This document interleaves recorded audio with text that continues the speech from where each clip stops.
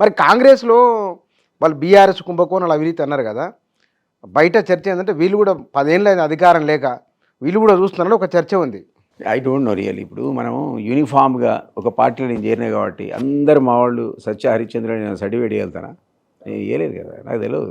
నిజంగా కూడా రేపు పొద్దున అధికార దుర్వినియోగం వీళ్ళు చేస్తే సేమ్ అదే గతి పడుతుంది మళ్ళీ.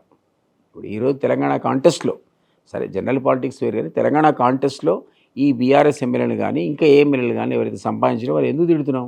మరి కష్టపడి తెలంగాణ ఇంతమంది ఆత్మ బలిదానాల మీద, అమరుల ఆత్మ బలిదానాల పునాది మీద వచ్చినటువంటి తెలంగాణ మనందరం పారదర్శకంగా ఉండాలనుకుంటాం, అవినీతి రహితంగా ఉండాలనుకుంటాం, ఒక సామాజిక తెలంగాణ రావాలనుకుంటాం, అందరూ బాగుపడాలనుకుంటాం. అంతేగాని నీకేదో పొరపాటున ప్రజలు నిన్ను ఎమ్మెల్యేను ఎంపీ చేస్తే నువ్వు నా డబ్బులు లూటీ చేయాలనుకుంటావా? నా ఆస్తులు నువ్వు కబ్జా పెట్టాలనుకుంటావా? పెట్టకూడదు. కాంగ్రెస్ కూడా పెట్టకూడదు, బీఆర్ఎస్ కూడా పెట్టకూడదు, బీజేపీ ఎవడు పెట్టకూడదు. ఆ మాటకు వస్తే ఒకవేళ నువ్వు చేసినావు అనుకో తప్పు అంటున్నాను నేను. అది ఎవరైనా కానీ మా పార్టీ కూడా చేసినా రేపు పొద్దున తప్పే శిక్షార్హుడే అంటున్నాను నేను. అట్లా లేకుండా ఒకప్పటికి పాలిటిక్స్ వచ్చిన నేను నీకు చెప్పేది ఎట్లాంటి రాజకీయ నాయకులను చూసినా మనం. నేను మరి కాదు మన నర్రా రాఘవరెడ్డిని చూసినా. ఆయన నాకు డైరెక్ట్ పరిచయం లేడు. పాత తరంలో ఆయన ఎన్టీఆర్ పీరియడ్లో ఎమ్మెల్యే వరకు ఉండే 6 సార్లు 7 సార్లు ఎమ్మెల్యే. నేను ఒకసారి మా గనిమైనాడు పక్కకు 3 కిలోమీటర్లు పోతే హైవే దగ్గర ఆయన ఊరు సార్ అరే మరి పోదాపారా అని తీసుకుపోయాను. పోయి చూస్తే మంచిగా పండుకున్నాడు ఆయన. అప్పుడే అరే ఇప్పుడే పండుకున్నాడు, ఏం కాదు సార్ పోండి అంటే లోపలి పోయాను. పోతే సార్ నమస్తే, నేను దిలీప్ కుమార్ ఎమ్మెల్యే. హాయ్ నేను పేపర్ చదువుతున్నా, నువ్వు తెలియదు అన్నాడు. ఎక్కడ తెలుసా? గుడ్ల కొట్టంలో మంచం వేసుకొని పండుకున్నాడు. అంటే షెడ్ 8 టర్మ్స్ ఎమ్మెల్యే అండి. అది లైఫ్. మన నల్గొండ ఎన్ని ఎగ్జాంపుల్స్. అది మీకు భీమిరెడ్డి నరసింహారెడ్డి వేల కొద్ది ఎకరాల ఆస్తులు వదులుకొని వాడు పాలిటిక్స్కి అంకితమైనారు. ఆ అమ్మాయి మళ్ళీ స్వరాజ్యం, ఎంత పెద్ద ఫ్యామిలీ ఆమెది, ఆమె ఇట్లా ఎన్ని ఆస్తులు, తుపాకీ బిడ్డను చంకనేసుకొని ఆమె ఈడ నడుము కట్టుకొని తుపాకీ పట్టుకొని దానికి పోయింది. ఇట్లాంటి మన అది కాదు మన ఇల్లందు ఎమ్మెల్యే గుమ్మనర్సేనా సైకిల్ మీద, ఆయన సైకిల్ మీద పోయి మార్కెట్లో సైకిల్ స్టాండ్ వేసుకుని ఫోటో తీసేసారు మీడియాలో. ఎమ్మెల్యే కూరగాయలు కొనుక్కుంటాడు. అంటే చెప్తున్నా, ఇట్లాంటి చరిత్ర ఉన్నటువంటి ఒక అద్భుతమైన ఆణిముత్యాలను తెలంగాణ సమాజం మనకు అందించింది. ఇంకా లిస్ట్ చేస్తే మీరు లిస్ట్ అన్నారు కాబట్టి అంత ఎవరు నాకు ఢిల్లీలో శైలజ అనుకుంటా, కుమారి శైలజ మినిస్టర్ ఉండే శైలజ, ఆమె ట్రైన్లో వచ్చేది.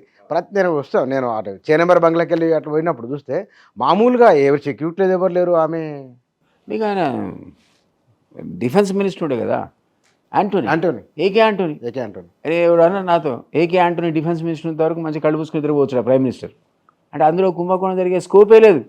మంత్రి ఆనెస్ట్ మధు దండావేది కంటే నువ్వు మంత్రి అయినా చెప్పడానికి కూడా పోతున్నట్టు సెక్యూరిటీ వాడు ఇప్పుడే వస్తానట. ఇట్లా వరుసగా మరి పాతకాలపు ఇల్లు రూమ్ వెనక రూమ్ ఉండేదట. చివరిదేమో ఉతికే బట్టలు ఉతికే రాయట, అక్కడ బట్టలు ఉతుకుంటాడట మధు దండావతి. అదే ఈయనకు పోయి చెప్పడానికి, ఆయనకు వచ్చి చెప్పడానికి పోయినాడు. అయ్యా నువ్వు మంత్రి రేపు పొద్దున ప్రమాణ స్వీకారం ఉంది, ఆయన వస్తున్నాడురా బాబు అని సపరేట్ బట్టలు ఉతుకుంటున్నాడు.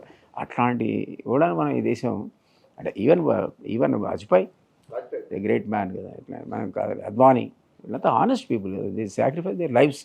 అట్లాంటి రాజకీయ సోనియా గాంధీ కూడా వాట్ ఎవర్ ఇట్ ఇస్. ఏమంటున్నా అంటే అట్లాంటి స్టాల్వర్డ్స్ని చూసిన ఈ దేశంలో మనం నువ్వు ఎన్ని అఫిడవిట్ ఎంతమంది దొంగలు లంగాలని మనం తెచ్చుకోవాల్సిన పరిస్థితి వస్తాయని మనం అనుకున్నామా?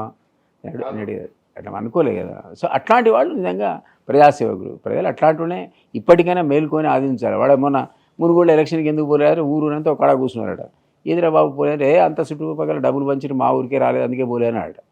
ఈ పరిస్థితి అసలు ఇట్లా ఎక్స్పెక్ట్ చేస్తామా?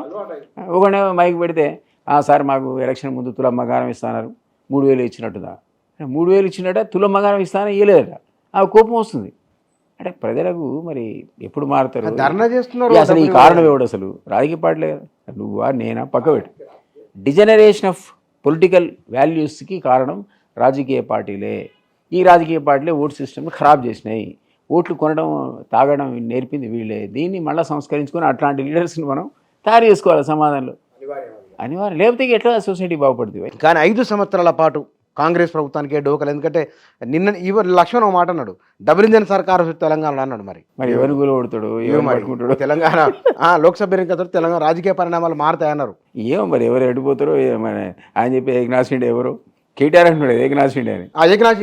ఏకనాథ్ షిండే ఎవరు? ఇప్పుడు డబుల్ ఇంజన్ సర్కార్ ఎట్లా వస్తుంది? ఎట్లా నువ్వు చెప్పండి ఎట్లా వస్తుంది? ఇప్పుడు నేను ఇంతమంది ఎగ్జాంపుల్ చెప్పిన అటల్ బిహారీ వాజ్పేయి నాకు సంబంధం లేదు, బీజేపీని ఇంక గతంలో ఉన్నా వచ్చినా లేను కాంగ్రెస్ అయినా కూడా వన్ ఆఫ్ ది స్టాల్వర్డ్స్ కింద వాళ్ళదని చెప్పిన. ఎందుకంటే ఒక్క సీటు కోసం కొనడానికి అవకాశం ఉండి వాజ్పేయి అంటే చాలా పోతే పోయింది అమ్మ, నేను మళ్ళీ ప్రజల దగ్గరికే పోతా, మళ్ళీ అప్పుడే వస్తా ప్రజల ద్వారా వచ్చి గెలిచిండారు ఆయన ప్రూవ్ అంటే అట్లాంటి క్యారెక్టరిస్టిక్స్ ఉన్నటువంటి బీజేపీ పార్టీ ఇప్పుడు అట్లే ఉందా? గవర్నమెంట్ 8-9 గవర్నమెంట్లు కూలగొట్టింది కదా. ఇప్పుడున్న కాంబినేషన్ డెడ్లీ కాంబినేషన్ అది. ఇప్పుడున్న ప్రధానమంత్రిది Amit Shah combination deadly combination. ఎవరిని ఎప్పుడు కొడతాడో మనకు తెలియదు. కాబట్టి వాళ్ళ అవకాశం కోసం వేచి చూస్తున్నారు ఆ కాంబినేషన్. ఇక్కడ కూడా దెబ్బ కొట్టాలి. కానీ మనం అంటాడు అది ఎవడి దమ్ముందో రండి కూలగొట్టండి పేగులు తీసి మెళ్ళేసుకుంటా అని సీఎం అంటాడు. మరి బోల్డ్గా మాట్లాడుతున్నాడు, చాలా బోల్డ్గా. సో మనం ఏమనుకోవాలంటే ఒక 5 ఏళ్ళు ఉంటేనే పెర్ఫార్మెన్స్కి అవకాశం ఇస్తేనే వాళ్ళు ఏం చేసిండ్రో గత ప్రభుత్వానికంటే ఎట్లా డిఫరెంట్ ఉన్నారో వాళ్ళు చెప్పగలుగుతారు, చూపించగలుగుతారు. అది మనం ఆశించాలి డెమోక్రసీలో. కానీ తెలంగాణ ప్రజలు సహించరు కూడా అట్లాంటి పరిణామాలు జరిగితే. ఇప్పుడున్న పరిస్థితులు అయితే కొద్దిగా కష్టమే, అంత ఈజీ కాదు ప్రభుత్వానికి గెలవటం. ఇంకోటి ఎప్పుడు లూకలుగలు తనుకొని తెచ్చేటువంటి కాంగ్రెస్ అనేది ఎలక్షన్కి ముందు ఒక్కటైంది, అందరికి కలిసేటువంటి ఒక విచిత్రమైన పరిణామం వచ్చింది. అసలు ఇక్కడ ఇష్టమైనట్టు తిట్టుకోవచ్చు, ఇష్టమైనట్టు అరుచుకోవచ్చు. స్థిరమైన ప్రభుత్వాన్ని కోరుకోవాలి. అవును అవును. స్థిరమైన ప్రభుత్వం లేకపోతే మళ్ళీ 2 ఏళ్ళకి ఎలక్షన్ వచ్చి మళ్ళీ ఇంకోటి వచ్చి ఈయన ఏం చేసిండు ఆయన ఏం చేసిండు అనుకుంటూ ఈ చర్చలో మన వాల్యుబుల్ టైం పోతుంది. సో 5 years సుస్థిరంగా ఉంచాలి, ప్రతిపక్షాలు ఉంచాలి, హెల్దీ డెమోక్రసీలో హెల్దీ అపోజిషన్ ఉండాలి. ఈరోజు 39 మంది ఉన్నారు, ఉండండి. 39 అంటే మంచిదే. మాకు కూడా ఇక్కడ తప్పు చేస్తే చురుకలు పెట్టడానికి నీకు సరి అయినటువంటి బలం ఉంది, నేను మాట్లాడించేటువంటి అవకాశం ఉంది కదా. గతంలో నోరిప్తా అంటే నువ్వు అసెంబ్లీ వాయిదా వేసుకొని బయటికి పోతుంది. పాపం బీజేపీలో ఉన్న ముగ్గురిని అవతల వారేసి వాడు చెప్పి తినకుండా వాడు పోయి ప్రెస్ మీట్లో చెప్పుకోవాల్సిన పరిస్థితి వచ్చాయి. అట్లా కాకుండా ఈరోజు ఫ్రీగా మీరు మాట్లాడడానికి కూడా సీఎం అవకాశం ఇస్తున్నాడు కదా. మీరు మీ వాయిస్ చెప్పుకోవచ్చు, మీరు మమ్మల్ని తిట్టచ్చు, ఏదైనా మీకైతే ఫ్రీడమ్ ఉంది కదా. సో దానివల్ల ప్రజలకు కూడా అర్థమైంది ఎవరేం మాడుతున్నారు, నిజాలు ఇవి వాస్తవం, ఇవన్నీ వాస్తవాలు తెలుసుకోవాల్సిన అవసరం రాజకీయ దీంట్లో ఈ కంటెంపరీ పొలిటికల్ సిచ్యువేషన్ లోపల ఖచ్చితంగా కూడా నిజంగా అపోజిషన్ గట్టిగా ఉండాలి, ప్రభుత్వం కూడా వాళ్ళు చేయాల్సిన పనులు ఖచ్చితంగా చేయాలి. పారదర్శకమైన పరిపాలన అందిస్తేనే నిజంగా సుస్థిరత ఉంటేనే కాస్త కూసం మంచి జరుగుతుంది సమాజానికి. లోక్సభలో ఎన్ని రావచ్చు లోక్సభ కాంగ్రెస్కి?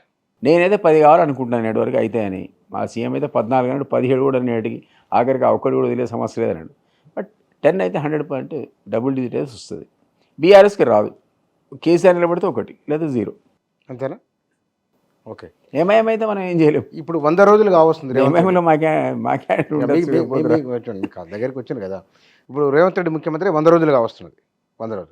100 రోజుల్లో ఆయన పరిపాలన తీరు నిర్వహణ ఎట్లా కనపడింది? ఇప్పుడు అతను ఒక జెడ్పీటీసీ నుంచి గెలిచేసినటువంటి వ్యక్తి. ఎక్కడో గాడ్ ఫాదర్ ఉంటాను, లేకపోతే కేటీఆర్ లాగా వాళ్ళ ఫాదర్ అన్నాడు కాబట్టి ఎమ్మెల్యే మంత్రి అయినాడు కాడు. కష్టపడి పైకి వచ్చింది. ఆయనకు గ్రాస్ రూట్ లెవెల్ సమస్యలు తెలుసు, ఏ విధంగా పోరాడాలో తెలుసు. ఆ అవగాహన క్షుణ్ణమైనటువంటి అవగాహన వ్యక్తి కాబట్టి అది సమాజానికి మంచిది. సో సమస్యలు ఈజీ కూడా అర్థం చేసుకోగలుగుతారు కదా, పరిష్కార మార్గాలను చూపించగలుగుతారు. కాబట్టి నేను అతనికి ఉన్నటువంటి అపారమైన అనుభవం, ఇంత వయసు చిన్నదైనా ఇతర సీనియర్లతో పోలిస్తే వయసు చిన్నదే కావచ్చు, కానీ అతను వచ్చిన విధానంలో చాలా ఎత్తుపల్లాలు దాటుకుంటూ వచ్చిండు ఆయన. కాబట్టి నేను అనుకుంటున్నా ఆ ప్రాక్టికల్ నాలెడ్జ్ అనేది గవర్నెన్స్లో ఉపయోగిస్తాను. అండ్ చుట్టూ సీనియర్లు ఆయనకి సలహా ఇవ్వడానికి, చుట్టూ ఉన్నటువంటి వాళ్ళు ఏం చిన్నోళ్ళు కాదు, హేమాహేమీలు ఆయన చుట్టూ. సో వాళ్ళ సలహాలు కూడా తీసుకుంటాడు. నా ఉద్దేశంలో అవినీతి అధికారులను ఏరివేయడం మొదలుపెట్టాడు. కొంత అసంతృప్తి ఉండొచ్చు వాళ్ళకి వీళ్ళకి, కానీ బట్ ఏమైనా ఓవరాల్గా ఇప్పుడున్న 100 daysలో మీరు అన్నట్టు ఆయన స్పీడ్ కానీ దూకుడు కానీ చూస్తే ఏదో ఒకటి చేయాలి, నా పీరియడ్లో ప్రజలకు మంచి జరగాలనేటువంటి ఒక తపన ఉన్నటువంటి వ్యక్తిగా నాకైతే అనిపించింది.